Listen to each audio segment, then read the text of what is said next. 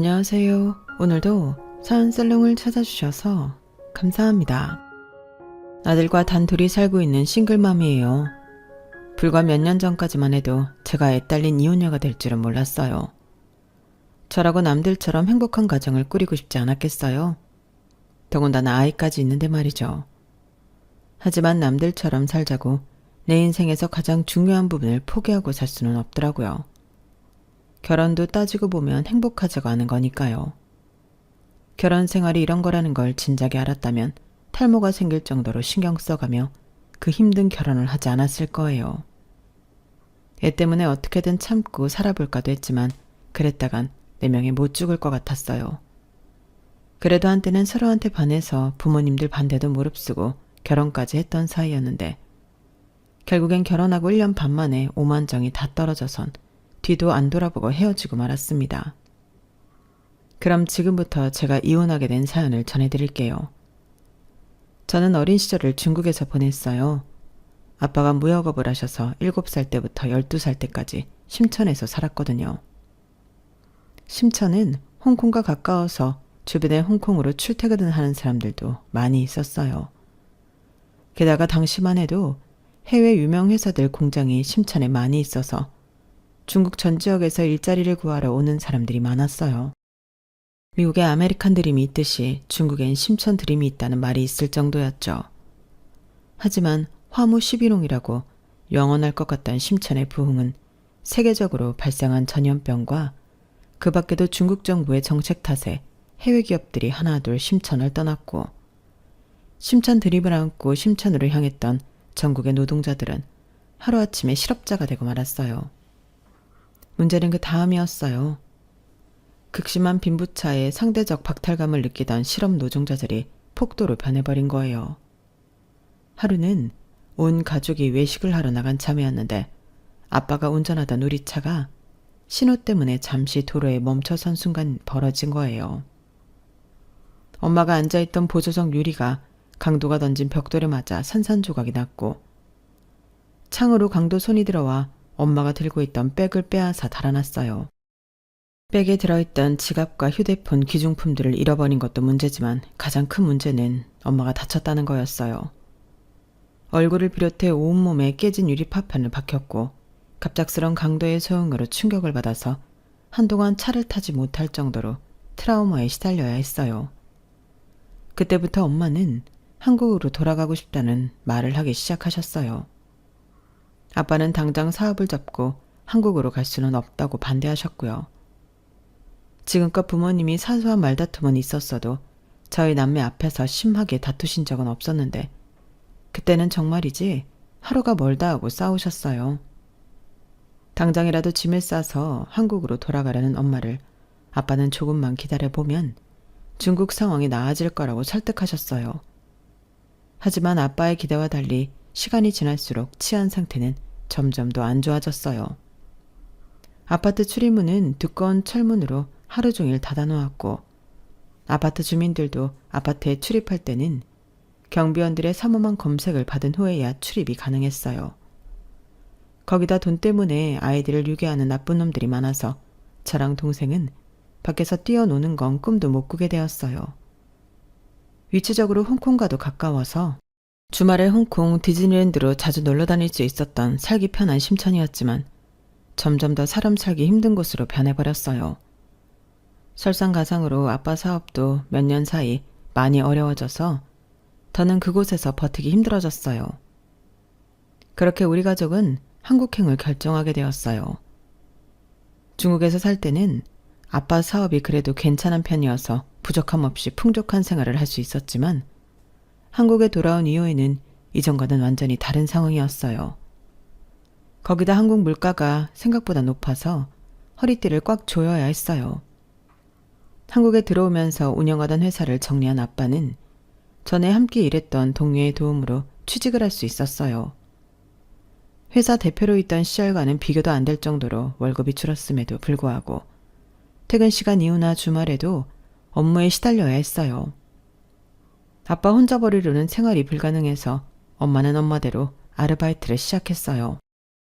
살림도 해야 하고 저희 남매도 챙겨야 해서 반타임 정도만 일할 수 있는 김밥집에서 일하게 되셨거든요.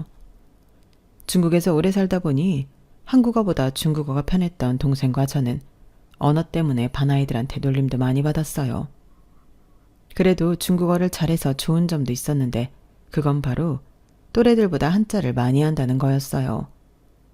제가 초등학교에 다니던 때는 초등학생들 사이에서 한창 한자 능력 시험이 인기였는데 동생과 저는 그런 면에서 많은 덕을 봤어요. 역시 아이들이 적응이 빠르다고 동생과 저는 금세 한국 생활에 적응했어요. 친구를 사귀고 같이 어울려 놀기 시작하면서 한국어도 눈에 띄게 늘었어요. 처음 전화 갔을 때 어눌한 한국어 발음과 짧은 어휘력 때문에 놀리던 아이들도 이제는 더 이상 놀릴 거리가 없어졌을 정도로요. 어른들이 그런 말을 하잖아요. 젊을 때 많은 경험을 하라고요.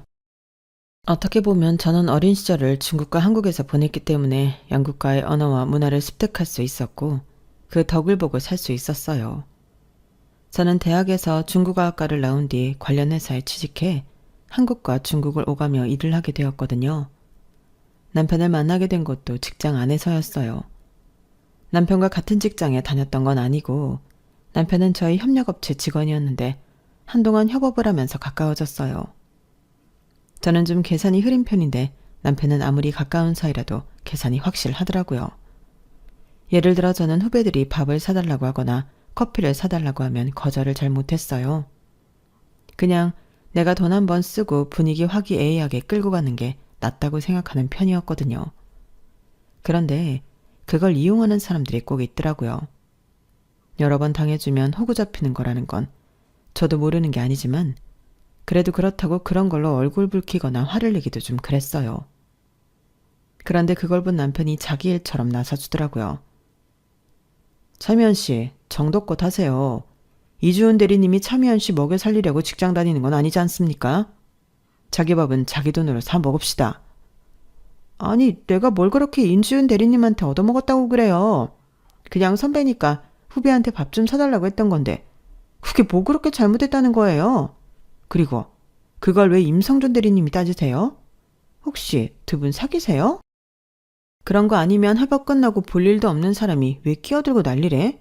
진짜 웃겨. 먹기 놈이 썩는다고 후배는 자기 잘못은 생각 않고 저 대신 따져주는 남편한테 오히려 화를 냈어요. 그러면서 사람들 앞에서 우리 두 사람이 무슨 관계라도 되는 것처럼 오해성 발언을 했어요. 저 때문에 아무 관련도 없는 남편이 말도 안 되는 루머에 엮이는 게 미안해서 더는 가만히 있을 수가 없었어요. 그래서 안 되겠다 싶어 제가 한마디 하려고 했는데 남편이 먼저 입을 열었어요. 차미연 씨, 입사 몇 년 차예요? 2년 차인데요. 그건 왜요? 난 또 사회 초년생인 줄 알았는데 오래 일하셨네요. 그런 성격 가지고도. 맞아요. 우리가 협업 끝나면 다시 안 볼 사이긴 하죠. 그래서 이렇게 함부로 소설까지 써가며 논점을 흐리려고 하는 모양인데 그럼 나도 안 볼 각오하고 솔직하게 말할게요. 회사는 차미연 씨 집이 아니에요. 직장에서 만나는 상사나 후배들도 당연히 차미연 씨 가족이 아니고요. 그러니까 함부로 피해주지 말고 함부로 무례하게 굴지 마세요. 여기서 차미연 씨를 위해서 밥값을 내줘야 하고 커피값을 내줘야 하는 사람은 아무도 없어요. 그렇게 공짜가 좋으면 집에 가서 부모님한테 달라고 하거나 형제 자매한테 말해보세요. 공사는 구분 좀 하란 얘기입니다. 그리고 이주은 대리님이랑 내가 사귀냐고 물었죠. 그런 질문도 상당히 무례하고 건방진 질문입니다. 당장 사과하세요. 진정성 있는 사과를 해야 할 겁니다. 그에 따라 상부에 보고할지 말지를 결정할 거니까요. 딱 부러지는 남편의 대응에 후배 직원은 더 이상 아무 말도 못하고 사과를 했어요. 상부에 보고하겠다는 말에 겁을 먹었는지 비굴할 정도로 굽실거리며 머리를 조아리더군요. 남편의 도움으로 상황은 잘 정리가 되긴 했지만 그렇다고 기분이 좋지는 않았어요. 내가 너무 멍청하게만 느껴졌거든요. 내 부하 직원이 잘못한 건데 내가 아닌 타회사 상사가 나 대신 교육을 했다는 게 온전히 내 무능함으로 느껴졌거든요. 사실 어느 정도는 그렇기도 하고요. 그래서 저도 모르게 하루 종일 표정이 굳어 있었던가 봐요. 그랬더니 퇴근을 앞두고 남편이 톡을 보냈더라고요. 시간 괜찮으면 끝나고 맥주 한잔 하자고요. 솔직한 마음으로 술이 넘어가지 않을 것 같았지만 그렇다고 거절했다가는 괜히 속이 좁은 사람처럼 보일 것 같아서 그러자고 했어요. 그렇게 협업을 시작한 지 2개월이 넘은 시점에 단둘이 술자리를 갖게 된 남편과 저는 처음으로 사적인 대화를 나눌 수 있었어요. 그렇게 그날 있었던 일을 어느 정도 풀고 자리에서 일어나려는데 남편이 대뜸 그러더라고요. 실은 아까 차미연 씨한테 들킬까봐 겁났어요. 네? 뭐를 들켜요? 제 마음이요. 우리가 사귀는 사이냐고 물었을 때 실은 그랬으면 좋겠다고 속으로 생각하고 있었거든요. 남편의 그 말이 너무 뜬금없기도 하고 어떻게 반응해야 할지도 모르겠어서 아무 말도 못하고 있었더니 남편이 그럴 줄 알았다는 표정으로 말하더군요. 이주연 대리님 성격상 이런 반응을 보일 거라고 예상은 했어요. 지금 속으로 이 남자가 나 가지고 장난하나? 내가 그렇게 만만해 보이나? 이런 생각하고 있죠. 전곡을 찌르는 남편의 말에 역시나 저는 아무 대답도 못했어요. 아까 내가 월권행위를 했다는 거 잘 알고 있어요. 그 점에 대해 이주연 대리님한테 미안하게 생각해요. 그런데 저 원래 남의 일에 끼어들고 그러는 성격 아니에요. 몇 달 동안 저를 봐서 알겠지만 내가 타인을 위해 희생하거나 타인을 위해 총대를 매는 성격이 아닌 건 아시죠? 그런 제가 왜 이번 일에는 내 일처럼 나섰을까요? 남자가 남의 일을 내 일처럼 받아들이고 총알바지로 나서는 건 딱 한 가지 이유예요. 그 사람이 좋으니까. 그거 외엔 없어요. 주은 씨, 내가 싫은 게 아니라면 지금부터라도 잘 좀 봐줬으면 좋겠어요. 내가 인간미는 좀 떨어져도 내 사람한테는 우리라는 사람이거든요. 혹시 회사 사람들 눈치 보여서 망설여진다면 그럴 거 없어요. 우리가 직장 동료도 아니고 협업 끝나면 우리가 사귀든 결혼을 하든 회사 눈치 볼 일 없잖아요. 그러니까 나 좀 진지하게 봐주세요. 언제 어디서든 말로 상대방을 후드려 팰 수 있는 남자가 그 순간만큼은 제게 잘 보이려고 애교 섞인 말을 쏟아내는 걸 보고 기분이 묘해졌어요. 나와는 정반대 성격이라서 가끔은 부럽기도 하고 때로는 불편하기도 했던 사람이 그날은 왠지 귀엽게만 느껴졌거든요. 그리고 이상하게 그날 이후부터 자꾸 남편한테 눈길이 가고 별거 아닌 남편의 행동들이 제 마음속에 담기기 시작했어요. 그러다 협업이 끝나고 각자의 회사로 돌아간 이후 우리는 정식으로 사귀기 시작했어요. 아무래도 한 공간에 있을 때 교제를 시작하면 어디서고 티가 나도 날 것 같아서 미뤄왔거든요. 제가 좀 소극적이고 예민한 편이라서 남편한테 그렇게 하자고 한 거예요. 남편도 그런 제 뜻을 따라주었고요. 연애를 시작하고는 예상대로 남편이 주도권을 쥐고 만남을 이어갔어요. 저보다 경제관념도 확실하고 매사에 똑부러진 사람이라서 자연스레 그렇게 됐거든요. 같이 있다 보면 자신도 모르는 사이 상대방을 닮아간다고 남편과 연애를 하면서부터 저도 성격이 조금씩 변해갔던가 봐요. 직장 동료들한테서 성격이 변했다는 말을 종종 듣게 됐거든요. 전에는 다수를 위해 내가 참고 희생하는 부분이 많았다면 남편과 사귀게 된 이후로는 그런 희생이 많이 줄어들었어요. 거기다 약간 흐리던 계산이 전보다는 많이 약아졌고요. 덕분에 전처럼 남한테 억울한 일을 당하는 일은 많이 사라졌어요. 따지고 보면 이게 다 남편 덕분인 셈이었죠. 하지만 남편과 연애가 좋은 점만 있었던 건 아니에요. 솔직히 데이트를 할 때마다 이렇게까지 해야 하나 싶을 정도로 불편한 점이 많았거든요. 처음 사귀기로 했던 시점에 동의했던 부분이라서 따르긴 했지만 좀처럼 익숙해지지 않을 것들이었어요. 그건 바로 데이트 비용이었어요. 주은 씨, 우리 데이트 비용 말야. 만날 때마다 각출할까? 아니면 데이트 비용 통장을 만들까? 난 데이트 비용 통장이 편할 것 같은데 어떻게 생각해? 제가 그동안 연애를 안 해본 건 아니지만 한 번도 데이트 비용 통장을 따로 만들어서 써본 적이 없어서 그런 개념 자체가 좀 낯설었어요. 그래도 남편이 워낙 확실한 걸 좋아하는 사람이니까 하는 게 낫겠다 싶었어요. 그때까지만 해도 만나서 밥 먹고 차 마시고 하는 돈을 한 번에 데이트 비용 카드로 계산하나 보다 생각했는데 이게 웬걸? 그 정도가 아니더라고요. 주은 씨가 마신 음료가 6,400원이지? 나는 아아 마셨으니까 4,200원. 그럼 주은 씨가 2,200원 더 썼네? 참, 데이트 비용 내역서는 각각 정리하는 걸로 할까? 혹시라도 나중에 서로 기억이 달라서 문제될지도 모르니까 말이야. 그럼 오늘 쓴 돈 주은 씨도 정리해도? 이렇게까지 꼼꼼하게 정리해서 더 쓰고 덜 쓴 걸 따지는 줄은 몰랐어요. 매달 통장 내역 정리를 할 때 덜 쓴 사람한테 덜 쓴 만큼 차액을 현금으로 돌려주는 것까지 끝나야 그달 데이트 비용 정산은 끝이 나곤 했어요. 매달 이런 방식으로 돈 관리를 하다 보니 뭐랄까 만나서 뭘 하는 게 귀찮다는 생각이 들 때도 있었어요. 그냥 마음 편히 데이트에 집중하고 싶다는 생각이 들 정도로 말이죠. 이런 불편함에도 불구하고 나머지 부분은 딱히 불만이 없었어요. 남편은 생산적인 일을 좋아하는 사람이라서 함께 있으면 저도 덩달아 발전하는 기분이 들었거든요. 매사에 성실하고 약속 시간도 칼같이 지키는 사람이라서 그런 점도 마음에 들었고요. 딱 하나 금전관리 부분이 좀 거슬리긴 하는데 뭐 어쩌겠어요. 세상에 완벽한 사람은 없는걸요. 일찍 결혼한 친구들 얘기를 들어봐도 차라리 금전적으로 확실한 남자가 낫다는 말을 많이 하더라고요.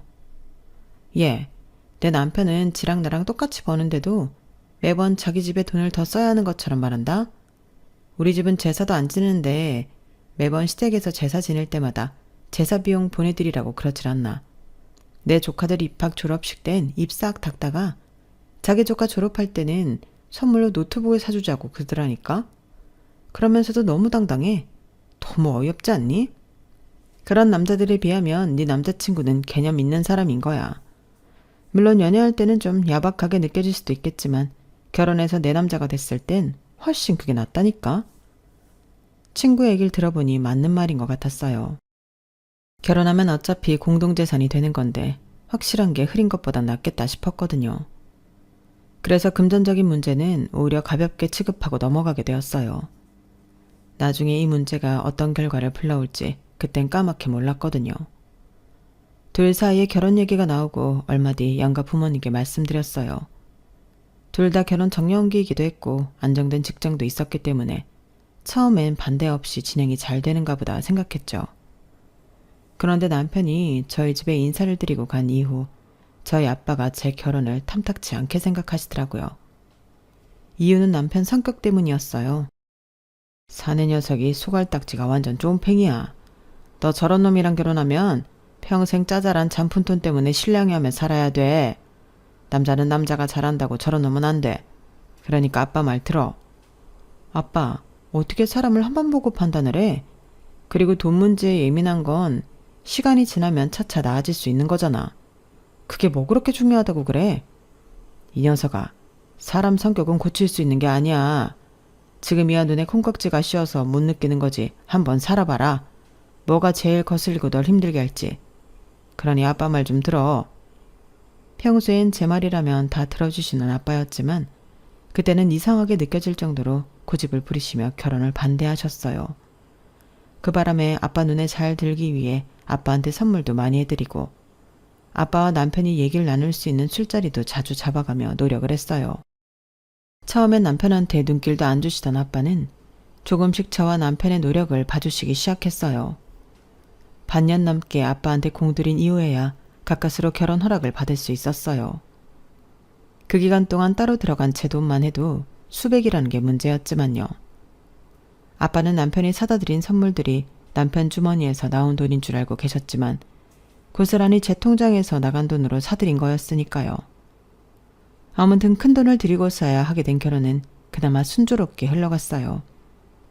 평소 데이트할 때와 같은 방식으로 결혼 비용도 똑같이 부담해서 집을 구하고 살림을 채우고 예식장비랑 청첩장, 스드메 비용을 처리했어요. 남편이 워낙 금전적인 부분에 있어서는 확실한 사람이라 할인도 많이 받고 허투루 나갈 돈도 많이 절약할 수 있었어요. 거기까진 좋았는데 신혼여행지에 도착하자마자 생각지도 못한 결혼 비용 문제로 얼굴을 붉히게 됐지 뭐예요. 자기야, 이 내역서는 뭐야? 아, 그거 자기가 추가로 내야 할 금액이야. 자기도 알다시피 자기 웨딩드레스 비용이 내 턱시도 렌트 비용보다 훨씬 비쌌잖아. 거기다 헤어 메이크업 비용도 그렇고. 그래서 추가분 정리해둔 거니까 내 통장으로 입금해줘. 평소에 남편이 조금도 손해보지 않으려고 엄격하게 n분의 1을 고수하는 건 알고 있었지만 그게 결혼 준비에도 포함되리라고는 상상도 해본 적 없던 터라 놀라지 않을 수가 없었어요. 그런데 자기야, 그건 내가 원해서 그 금액으로 한 게 아니잖아. 결혼식 예복 비용이 애초에 남자보다는 여자 드레스가 비싸게 책정된 걸 나보고 어쩌라고. 헤어나 메이크업도 마찬가지고 말이야. 억울한 마음에 남편한테 사정해보았지만 결과는 달라지지 않았어요. 그 일로 저는 빈정상에서 신혼여행 내내 남편과 냉랭하게 지냈어요. 한국으로 돌아오기 전 현지 아울렛에서 양가 부모님 선물을 살 때도 남편은 가격 차이에 꽤 민감하게 신경 쓰는 모습이었어요. 결혼 전에는 남편의 장점이라고 생각했던 확실함이 슬슬 쪼잔함으로 느껴지기 시작한 것도 그 무렵이었던 것 같아요. 결혼하면 공동재산이니 데이트를 할 때처럼 10원짜리 하나까지 나눠 지불할 정도로 야박하게 살지 않아도 될 줄 알았어요. 그런데 웬건 달라진 건 하나도 없더라고요. 오히려 남편의 지독한 경제관념을 매 순간 경험해야 해서 정신적인 스트레스만 더해질 뿐이었어요. 당연히 돈 문제로 말다툼을 벌이는 날도 늘어갔거든요. 처음엔 제가 많이 참고 넘겼었는데 치사하게 다른 것도 아니고 먹는 것 가지고 타박을 하니까 도저히 못 참겠더라고요. 결혼하고 몇 달 지나 저는 임신을 했는데 남들은 입덧이다 뭐다 잘 먹질 못한다는 시기에도 희한하게 저는 입맛이 돌더라고요. 평소에 군것질을 자주 하는 편이 아닌데도 그 시엔 군것질을 입에 달고 살 정도였어요. 회사에서도 책상 서랍 속이며 모니터 근처에 먹을 걸 쌓아둘 정도로요. 그러다 보니 제가 먹는 데 들어가는 비용이 임신 전보다 많이 늘었더라고요. 그러니 전체 식비도 늘 수밖에 없었죠. 그런데 이걸 두고 남편이 트집을 잡기 시작한 거예요. 부식비가 왜 이렇게 많이 늘었어? 이거 다 당신이 군것질하는 것 때문에 는 거지. 안 되겠다. 이번 달부터 당신이 10만 원씩 더 내야겠어. 그 말을 듣는데 순간 울컥하더라고요. 아니, 다른 것도 아니고 뱃속에 아이 때문에 식욕이 는 건데 이걸 온전히 내가 먹은 걸로 치고 나한테 돈 더 내라고 할 일인가 싶었거든요. 남들은 임신한 아내를 위해서 밤새 문전까지 해서 먹을 걸 사다 나른다는데 내 남편은 그런 노력은 고사하고 돈 들어간 거 회수할 생각만 하다니 정말 너무한 거 아닌가요? 뱃속에 아이가 저 혼자 맞는 것도 아니고 자기 아이이기도 한 건데 그걸 알면서도 식비를 야박하게 계산하는 걸 보니 욱하더라고요. 그렇다고 남편의 이런 찌질한 점을 누구한테 말할 수도 없었어요. 친구한테 하겠어요? 친정 부모님한테 하겠어요? 결국엔 그게 다 제 얼굴에 침 뱉는 꼴인걸요. 그제야 왜 아빠가 남편과의 결혼을 반대했는지 그제야 확실히 알 수 있었어요. 하나를 보면 열을 안다고 이런 일이 생길 걸 이미 예상하셨던 거예요.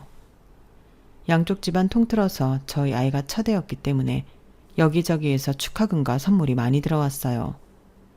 선물 중에는 꼭 필요한 것들도 많았고 어떤 건 겹치는 것들도 꽤 있었어요. 그런 건 당땡에 올려서 팔기도 했어요. 그렇게 올린 부수입은 제 간식비로 고스란히 들어갔고요. 출산 예정일이 이제 보름 정도 남은 탓에 회사에 출산 휴가를 내고 본격적으로 출산 준비를 했어요.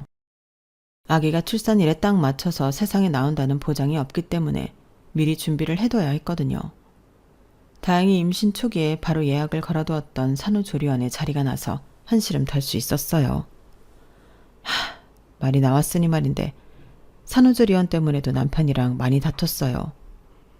남편은 그 돈을 주고 산후조리원에 왜 들어가느냐고 이해를 못했거든요. 그냥 장모님 모시라고 해. 산후조리야 집에서 하면 되지 뭐하러 거길 들어가겠다고 그래. 한두 푼도 아니고 가격이 완전 호텔 스위트룸 비용인데 말이야. 우리 엄마가 시간이 어딨어. 그리고 왜 우리 엄마한테 떠넘기려고 그래. 옆에서 산후조리 돕는데 힘이 얼마나 드는지 알아? 그 힘든 걸 왜 우리 엄마한테 시키냐고. 난 싫어. 알았어. 그럼 우리 엄마한테 해달라고 그럴게. 그럼 됐지? 뭐? 당신 제정신이야? 어떻게 시어머니한테 산후조리를 해달라고 그래? 입장 바꿔 생각해보라고. 당신이라면 우리 아빠가 당신의 입을 속옷 빨아주고 아침 저녁으로 밖에서 갖다 바치면 마음이 편하겠어? 당신이 보는 앞에서 집안 청소에 빨래 5만 가지 집안일까지 다 하는데 마음 편히 앉아서 보고 있을 수 있느냐고. 없지? 그럼 나는 어떻게 했어? 출산으로 몸까지 온전치 않은데 마음까지 불편할 게 뻔하잖아. 누군 비싼 돈 들어가며 조리원에 가고 싶은 줄 알아? 그래도 어쩔 수 없으니까 그러는 거 아니냐고. 솔직히 매번 당신이 나만 보면 돈돈거리는데 그럴 때마다 얼마나 스트레스 쌓이는 줄 알아? 먹는 거 하나, 입고 쓰는 거 하나까지 당신 나한테 따박따박 돈 다 받고 있잖아. 뱃속에 애가 들어있는데 평소보다 많이 먹는 건 당연한 거 아니야? 임신해서 몸이 불었으니까 몸에 맞는 옷도 사야 되는 거 아니냐고. 그런데도 항상 나한테 부담하라고 강요하잖아. 내가 밖에서 혼자 애 만들어 온 거야? 아니잖아. 근데 어쩜 사람이 이러냐고. 시작은 산후조리원 얘기였지만 늘 이야기의 끝은 이런 식의 감정 문제로 번져갔어요. 임신하고 남편한테 서운한 게 많았던 탓에 누가 툭 치기만 해도 그간 서러웠던 일들이 본물 터지듯 쏟아 나왔거든요. 임신으로 호르몬 이상이 생겨 감정 절제가 안 되기 때문인지도 모르겠지만요. 아무튼 전보다 많이 예민해진 저는 사소한 걸로 남편과 말다툼을 벌이는 일이 많아졌고 그건 내적으로도 많은 변화를 가져왔어요.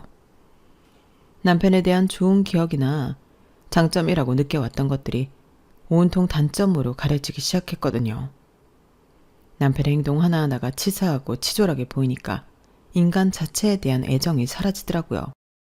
그리고 얼마 뒤 그런 변화에 확실하게 방점을 찍는 사건이 벌어지고 말았어요. 출산 예정이 이틀 전에 아들을 출산한 저는 예약해둔 조리원에서 산후조리를 했어요.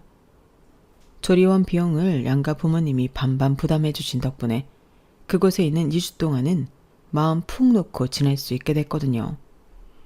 남편도 자기 돈 들어가는 게 아니다 보니 전과 달리 별말이 없더라고요.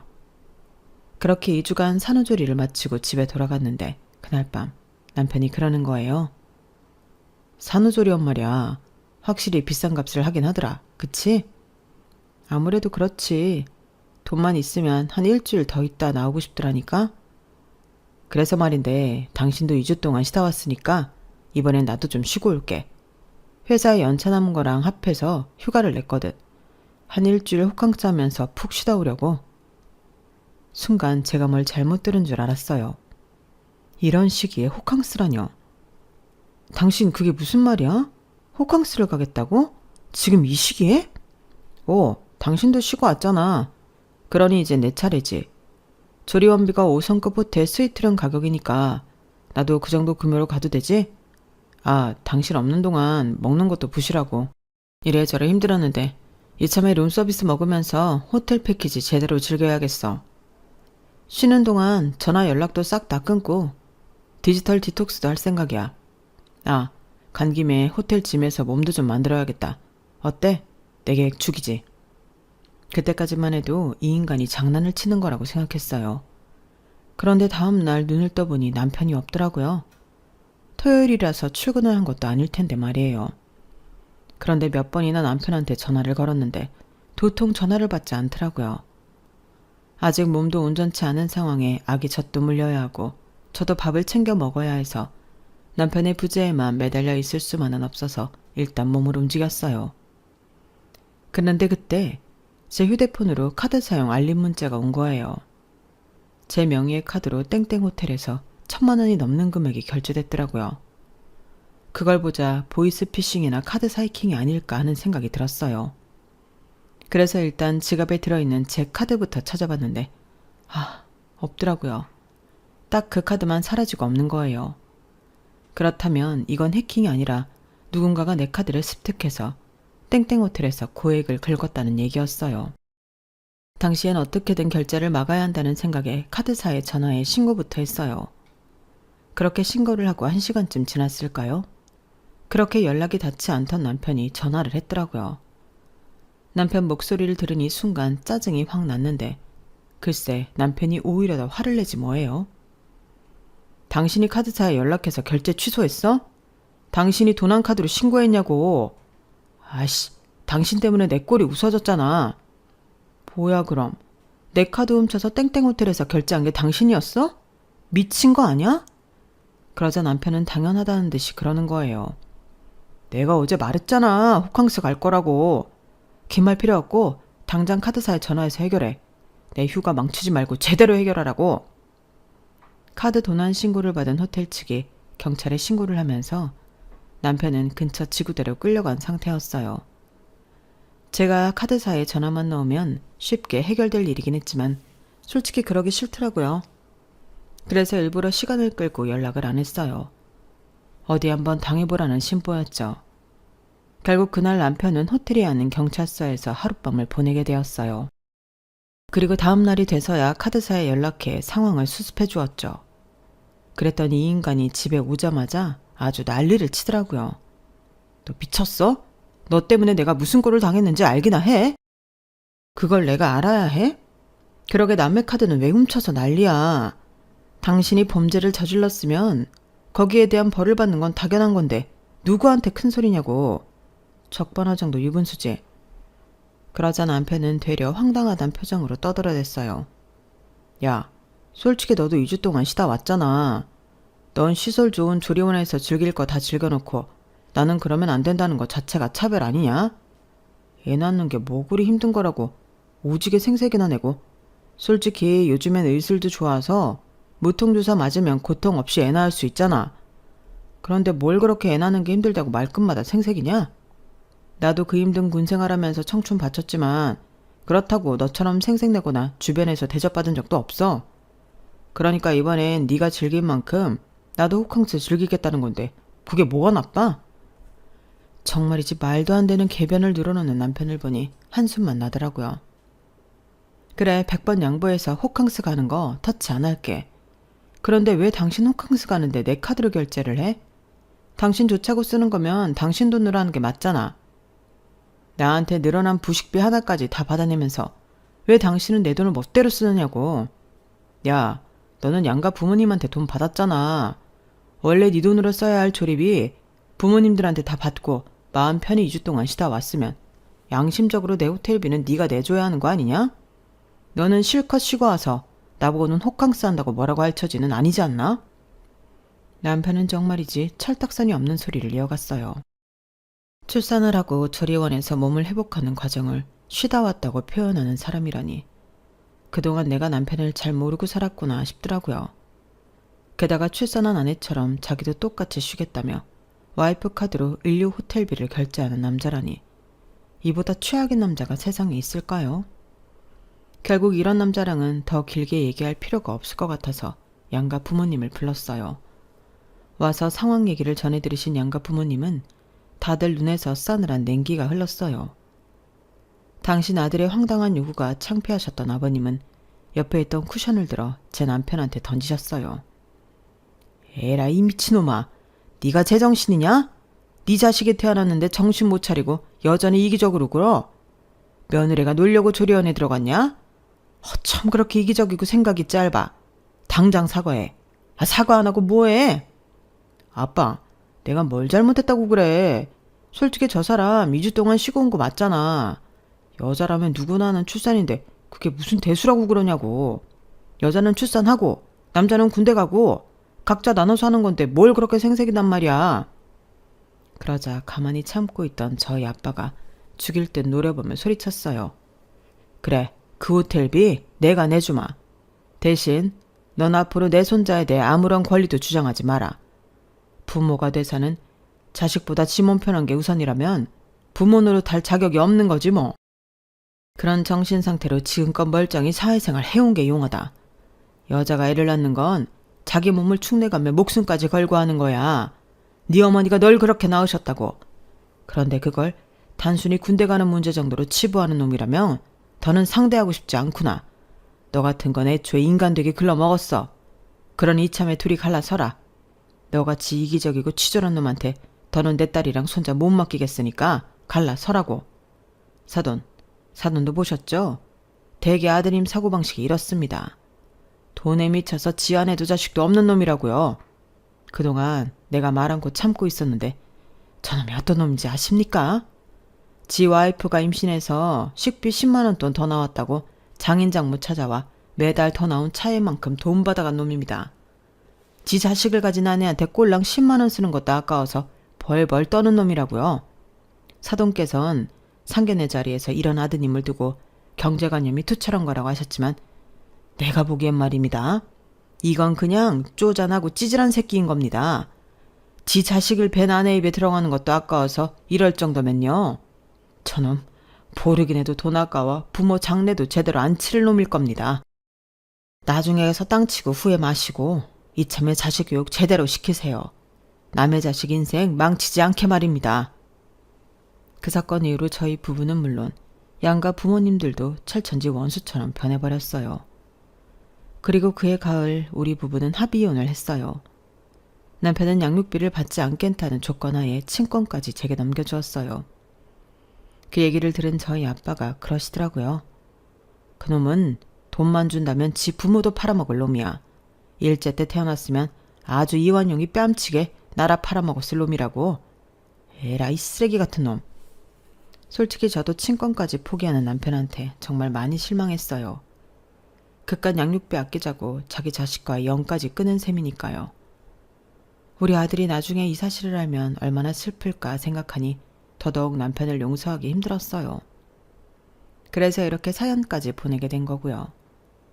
이혼을 하고 몇 년이 지난 지금은 많은 게 안정적으로 자리를 잡아서 아들과 단둘이 지내는 매 순간이 행복하기만 합니다. 물론 아침에 아이를 떼어놓고 출근을 하는 건 여전히 힘들지만 그래도 퇴근 후 아들의 웃는 얼굴을 보면 하루 종일 쌓였던 피로가 확 풀리는 기분이 들곤 해요. 돈으로는 바꿀 수 없는 세상에서 가장 귀한 미소거든요. 동계산에만 능한 남편 같은 인간은 죽을 때까지 경험할 수 없는 감정이겠지만요. 앞으로 싱글맘으로 살아가려면 힘든 고비들이 한두 번이 아니겠지만 그래도 힘을 내볼 생각입니다. 저한테는 내 인생에서 가장 귀한 보물인 아들이 있으니까요. 그걸 제대로 지키기 위해서라도 노력해야 하니까요. 지금까지 제 사연을 들어주셔서 감사합니다. 다들 건강하시고 행복하세요. 여러분, 사연 댓글에 응원과 현명한 조언 부탁드려요. 좋아요와 구독은 저에게 큰 힘이 됩니다. 오늘도 좋은 일 가득하세요.